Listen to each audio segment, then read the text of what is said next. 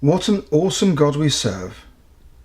Welcome to the Emmaus Group's first teaching video, and we really hope you find it interesting.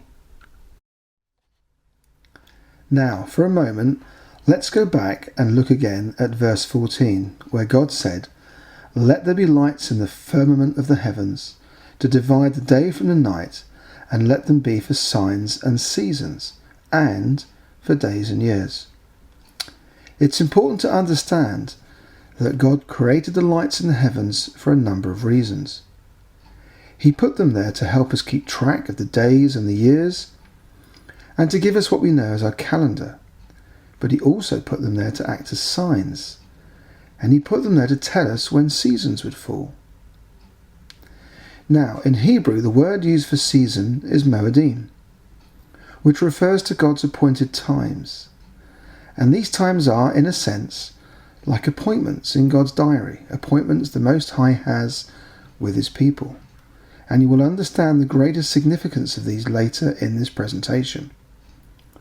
What is important to keep in mind is that God has done this for us for a reason. It is a form of communication. However, there is a problem. As followers of Jesus Christ, we have been taught to avoid exploring and discussing the stars in heaven for fear of becoming entangled in astrology. Astrology is a satanic perversion, a perversion of biblical astronomy. Astrology teaches people that the position of the stars and their movements has an influence on their lives and personality. However, as God tells us, right at the beginning of the Bible, in the book of Genesis, He created the lights in the heavens to be for signs for us. Through fear of entanglement in astrology, Satan has actually done a good job of causing us to turn our eyes away from the very things that God always intended us to see, things which are now becoming very important. So what we're going to share with you is not astrology, but an understanding of the signs that God has put in the heavens according to biblical astronomy, which is something altogether very different.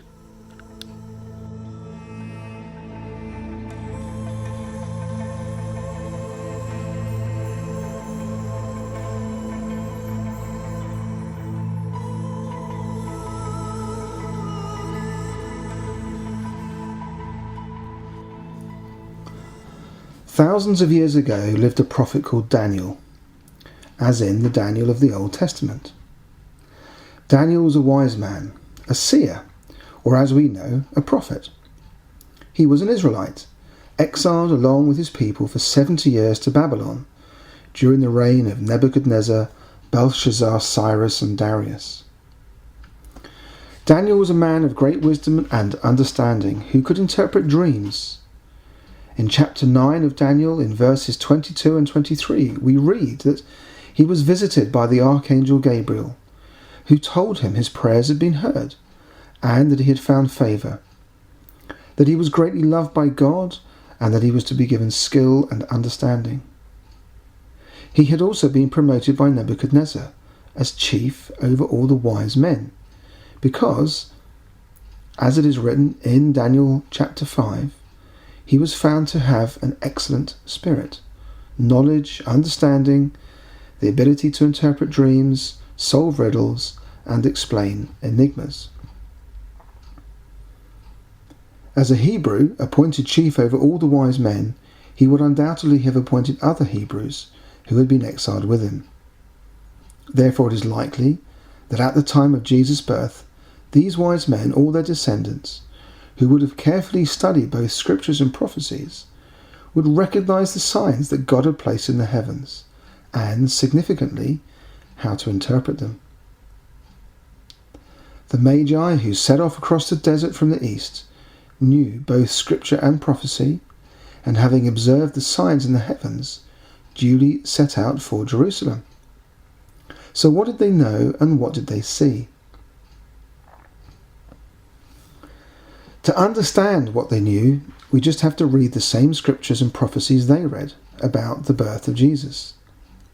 However, we also need to have a basic understanding of biblical astronomy. which is what we're going to share with you in a moment.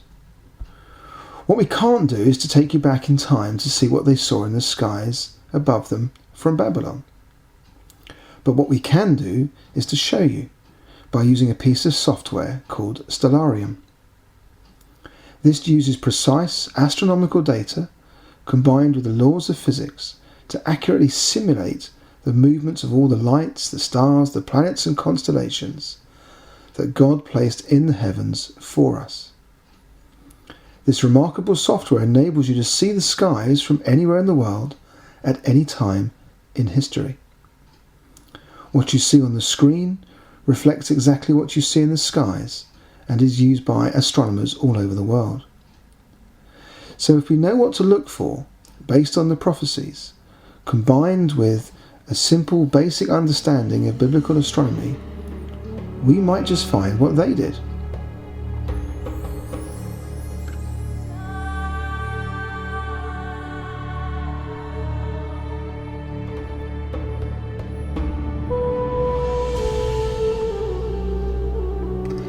Now, God himself spoke about specific constellations in the Bible, for example in his conversations with Job, in which God rebuked Job by saying, "Can you bind the chains of the Pleiades, or loose the cords of Orion? Can you lead forth the Mazzaroth in their season? Or can you guide the bear with all her children? Do you know the ordinances of heaven? Can you establish their rule on the earth?" The word Mazzaroth is the Hebrew word describing the 12 constellations associated with the 12 months of our calendar. Every month the sun moves from one constellation to the next in a yearly cycle. Now, most ancient cultures had a fairly consistent understanding of the constellations and their meanings. The Magi who rode off to Jerusalem to inquire where Jesus was born would also have been familiar with this knowledge. As the scientists in their day, they would also have been tracking the movements in the heavens and, knowing the scriptures, were in a sense able to join the dots. These 12 constellations, known by all ancient peoples, are what we know today as the signs of the zodiac. Sadly, God's purposes for these signs have been hijacked and become what we know and referred to earlier as astrology. So consequently, Christians avoid looking at things to do with the stars for fear of being caught up in astrology. But nonetheless, the fact remains that God created them, set their patterns, ordained their movements, and decreed their seasons for us.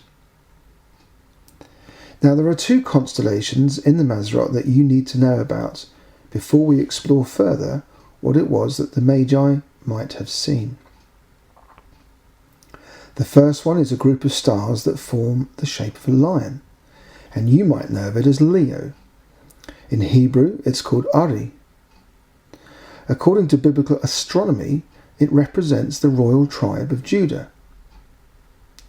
The constellation that comes after Ari is in the shape of a woman and is known as Virgo, the Virgin, or in Hebrew, Betula. There are many constellations in the heavens, groups of stars, if you like, that God himself created and designed and put together in specific patterns. There are also planets which move independently of this backdrop of constellations. These planets look like stars that wander about the sky, and in ancient times, that is just what they were called, wandering stars.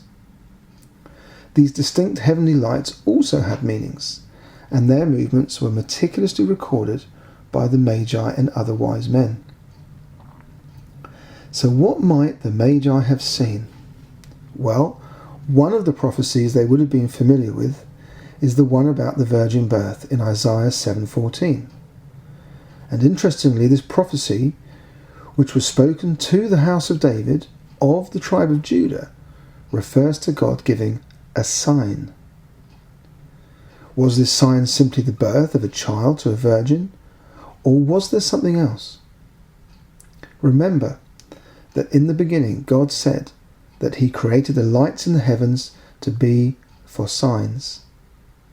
Isaiah wrote, "The Lord himself will give you a sign. Behold, the virgin shall conceive and bear a son, and shall call him Emmanuel.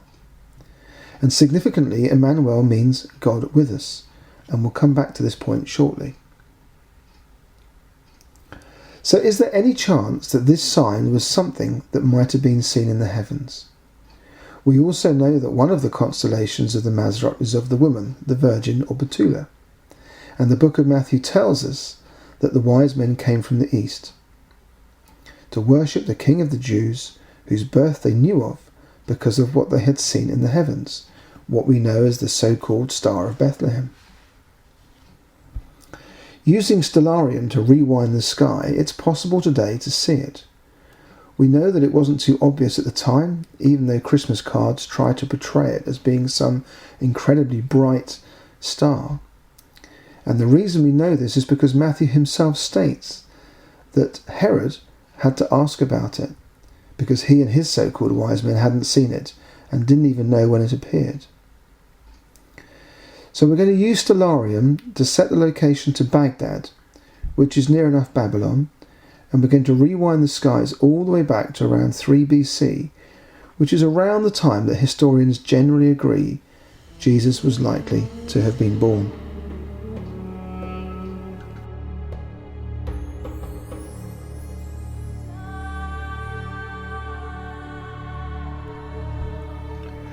Just before we look at the sky in detail, there are a couple of final things you need to know. There is one particularly bright star in the constellation of Ari called Regulus. And Regulus is known as the King's Star, and this, as you are about to see, is very significant. You also need to understand the meanings of certain wandering stars, which are actually planets. And these are all visible to the naked eye and would have been seen by the Magi. Now there are 5 of them, the largest of which is Jupiter. Jupiter is known as the king planet and is quite distinct from Regulus, the king's star. In Hebrew the name is Zedek, and Zedek also means righteousness. So in biblical astronomy, Jupiter represents a righteous king. The second largest is Saturn, and in ancient civilizations and occultic religions, the planet Saturn was always associated, directly or indirectly, and through different names, with Satan. The brightest is Venus, and is often referred to as the bright morning star. It represents the true Messiah, and Jesus himself tells us, in Revelation 22, that he is the root and offspring of David, the bright morning star. And finally, the 2 other wandering stars you need to know about are Mercury and Mars, both representing messengers or archangels. So now you have all the information you need to look for the same signs the Magi saw. Let's use stellarium to rewind the sky back to 3 BC.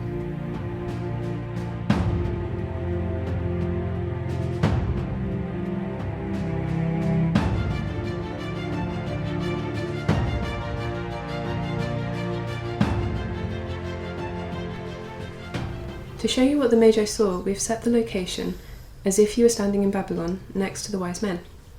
The year is 3 BC, even though the software in the bottom right hand corner shows it as being -2. This is because our calendar doesn't have a year 0 between BC and AD. As you can see, the date is the 1st of August and the sun is in the constellation of Ari. Now, we're going to animate the skies for you and move forward in time from the 1st of August to mid-September. As we do, you'll notice Jupiter and Venus moving towards Regulus. To help you follow Venus, we've put red markers on it. As you can see, Venus moves much faster, but if you watch carefully, on the 11th of August, Venus and Jupiter join, and they form what appears to be a very bright double star, a combination of planets representing the Messiah and the righteous King.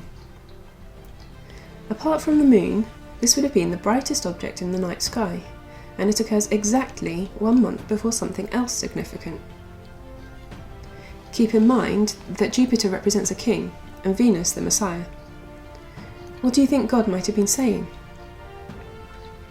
Venus then continues ahead of Jupiter, and 5 days later joins with Regulus, the king's star, creating another combination of a king star with a planet representing a Messiah, king and Messiah.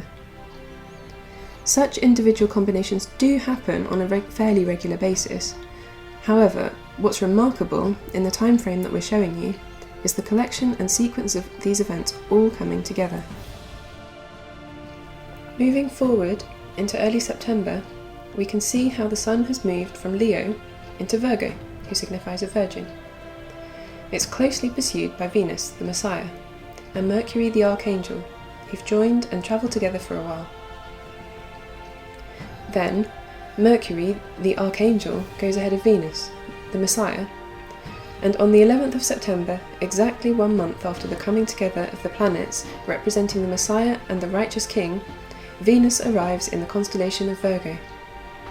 What's fascinating about this date is that it's the Feast of Trumpets, one of the Moedim, God's appointed times. What's also amazing is that on the very same day as the Messiah planet enters the constellation of Virgo, the Virgin, the king planet, Jupiter, joins with the king star, Regulus, in the royal constellation of Ari, which is associated with the tribe of Judah. You can see this in the constellation of Leo on the screen. If all this was a message, then what was God saying? Well, let's keep looking.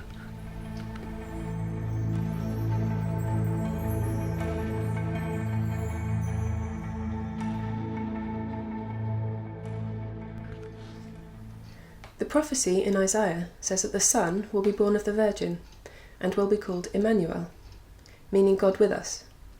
And this phrase, God with us, is associated with one of the Moedim, which always begins 15 days after the Feast of Trumpets. It's called the Feast of Tabernacles, a feast during which God's people celebrate God dwelling with man. So, let's look at what happened during the Feast of Tabernacles in 3 BC. That year it began on the 26th of September, and on the third day of the feast, the 29th, something interesting happened. When you look at the overlaid artwork for the constellation of Virgo, you should note it doesn't align properly with the actual pattern of the stars. This is a software issue. However, can you see the bright star below the artwork with the label Spicer? If you look above it, you'll see a star next to the V of the label Virgo. These two stars represent the women's hips. On the third day of the Feast of Tabernacles in 3 BC, the planet representing the Messiah passed between these two stars, through what was, in effect, the birth canal of the Virgin. Incredibly, the Messiah, who was to be called Emmanuel, meaning God with us, was actually born on the 29th of September, during the feast when God's people were celebrating God dwelling with man. But this amazing story, being played out in the heavens, didn't stop there.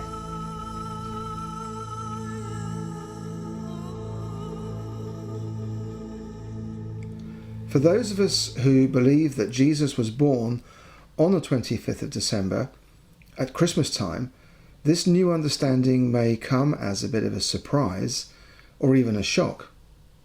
But among certain followers, especially those with an understanding of the Hebraic roots of the Christian faith, this has been known for some time. They understand this because they understand the significance of the Lord's feasts, the Moedim. What is also important to understand is that the wise men were not present shortly after the birth, as is so often portrayed in the Christmas story. In fact, they didn't arrive in Bethlehem until Jesus was about 9 months old. Matthew's account reflects this, in that he wrote, "After Jesus was born in Bethlehem of Judea, in the days of Herod, behold, wise men came from the east, saying, Where is he who has been born King of the Jews?" Note Matthew says, after Jesus was born. If you read on to verse 11, it's written that they saw the young child with his mother. And this also accounts for why Herod later ordered the killing of all young boys under 2 years of age. Read Matthew chapter 2, verses 1 to 16 if you're not sure. And the Star of Bethlehem, which you're also going to see in a few moments, didn't appear until June 2 BC, about 9 months after the birth in September 3 BC. And this correlates with the scriptures telling us that the wise men saw him as a young child. So let's watch the heavens and see what happens between the Feast of Trumpets through to June the following year.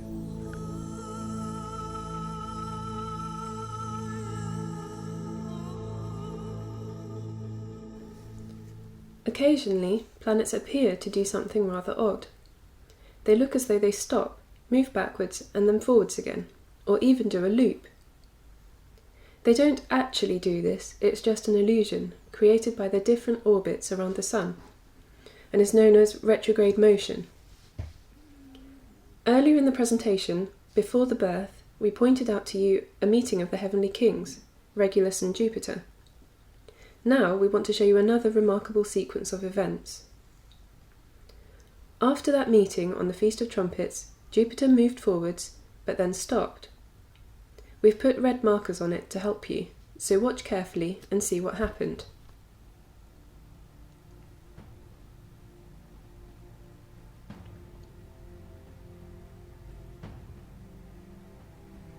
You can see how Jupiter appeared to stop. Now it goes back to meet with Regulus a second time.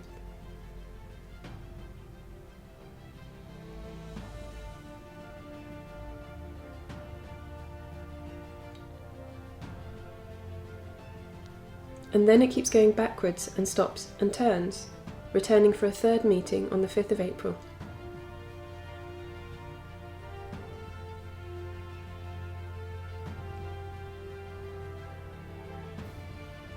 So 3 times in 7 months, the king planet met with the king star in the royal constellation of Ari.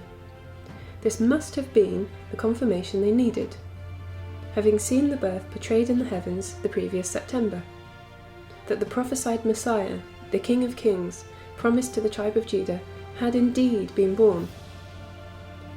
Now it takes about 5 to 6 weeks to ride by camel from what was Babylon to Jerusalem, and they went there because Jerusalem was the capital of Judah, the assumption being that such a king must have been born in the capital, hence they asked Herod where Jesus was. Amazingly, when they arrived in Jerusalem, the bright double star they'd seen at the beginning of this whole story, created by the Messiah planet meeting with the King planet, appeared again. If we fast forward a little more, you can see Venus catch up with Jupiter and create the bright double star. That was the Star of Bethlehem. This final sign, in what was an incredible sequence, led them to Bethlehem, of which it is written, "But you, Bethlehem, even though you are little among the thousands of Judah, yet out of you shall come forth to me the one to be ruler of Israel."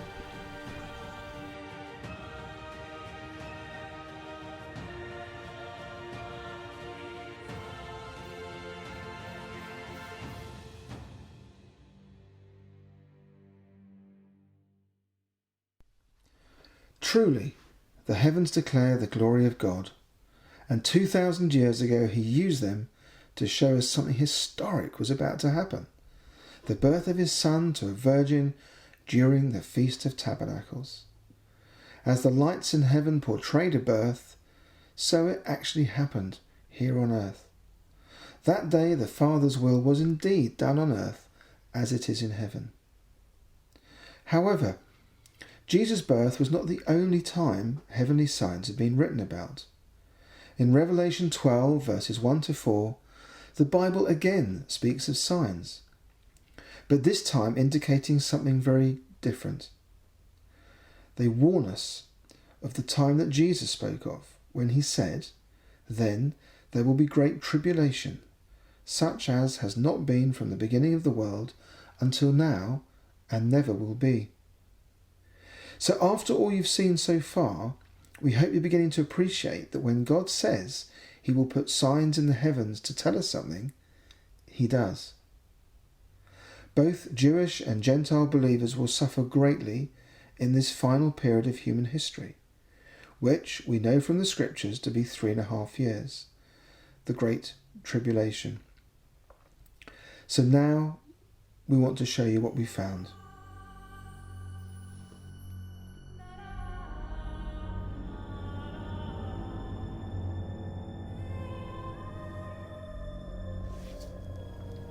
By now, you'll be familiar with the woman in the heavens, Betula, which played a part in the signs depicting Jesus' birth. Revelation 12 also speaks of a woman clothed in the sun and with the moon under her feet.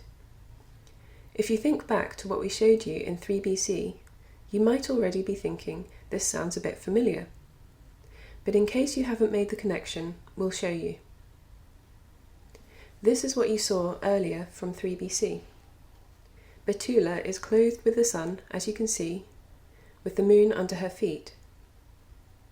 Revelation says, "And a great sign appeared in heaven, a woman clothed with the sun, with the moon under her feet, and on her head a crown of 12 stars."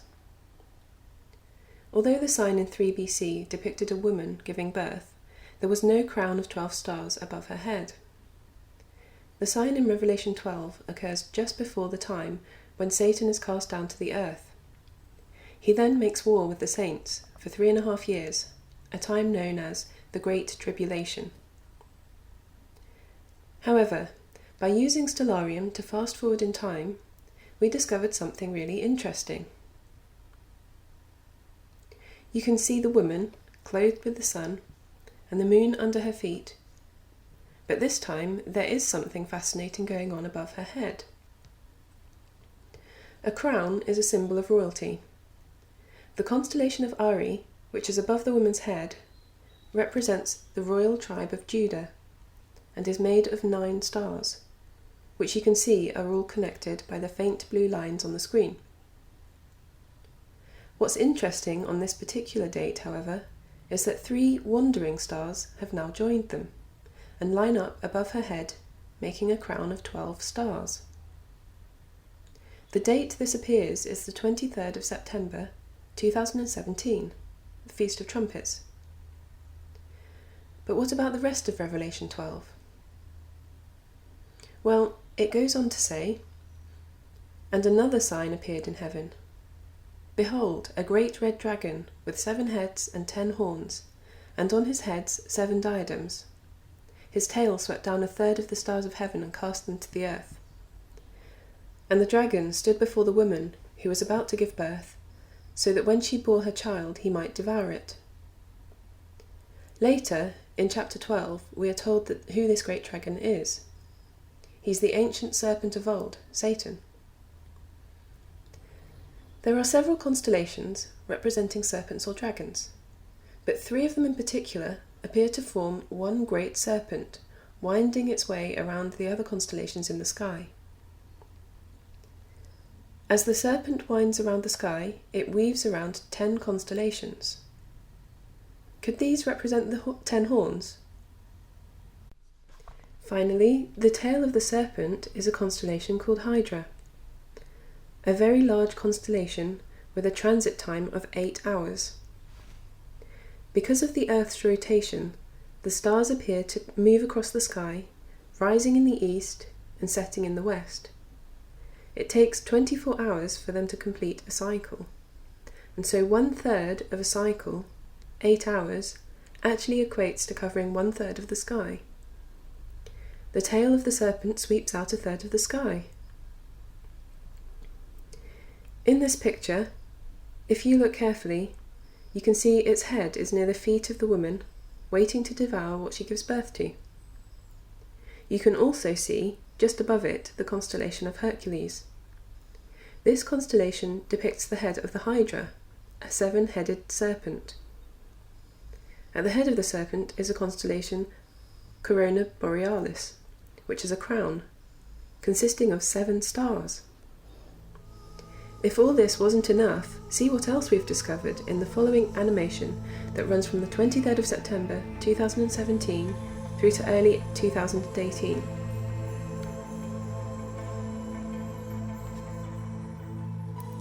For this next video, we want you to watch Mercury, and to help you we've put red markers on it as we did before with Venus.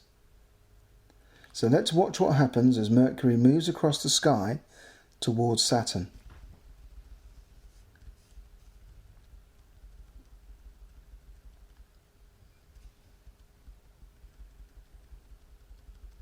As it approaches Saturn, it begins to slow down and goes into retrograde.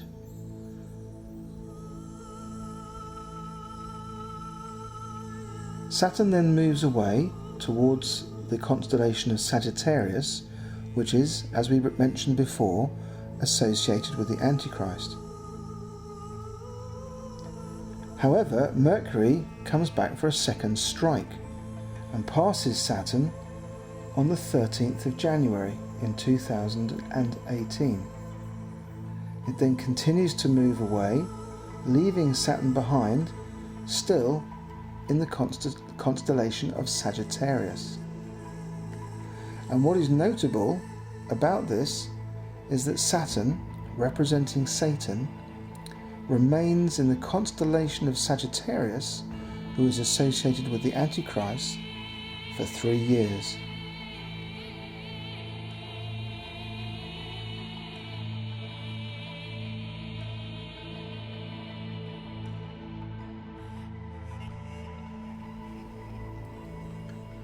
Stellarium has demonstrated that signs appearing to depict those in Revelation 12 will begin on the Feast of Trumpets in 2017.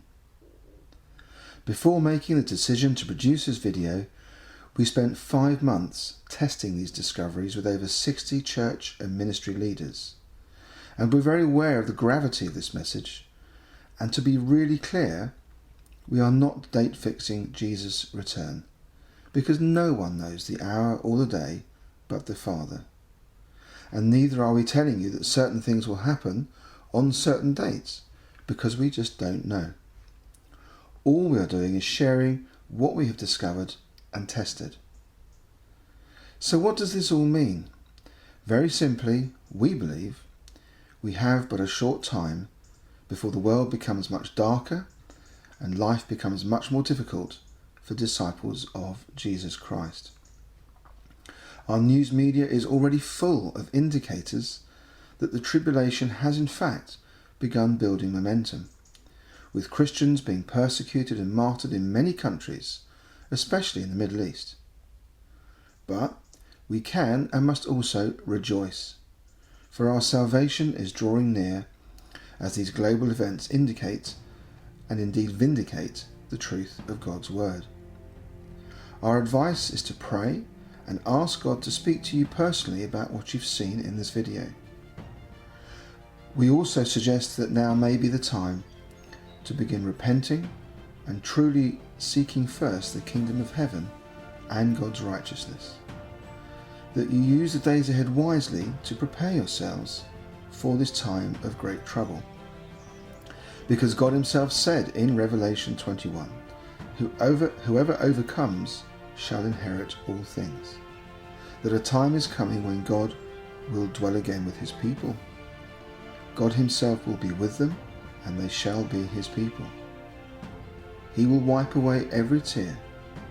There shall be no more death, nor sorrow, nor crying. There shall be no more pain, for the former things will have passed away.